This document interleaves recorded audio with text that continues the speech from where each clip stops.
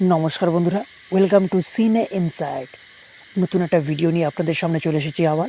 শুধু তোমারই জন্য ধারাবাহিকের আজকের পর্বে দেখবেন রাহি রাহুলের সাথে কথা বলে চলে যাওয়ার সময় রাহির শাড়ি রাহুলের হুইল চেয়ারে আটকে যায়।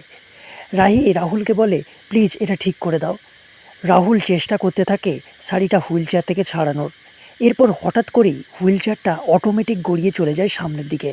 রাহির শাড়িও সেই সময় খুলে যেতে থাকে। এটা দেখে রাহুল তার জামা খুলে রাহিকে দেয় পরার জন্য। রাহি ভীষণভাবে লজ্জিত হয়ে পড়ে। রাহি কাঁদতে থাকে।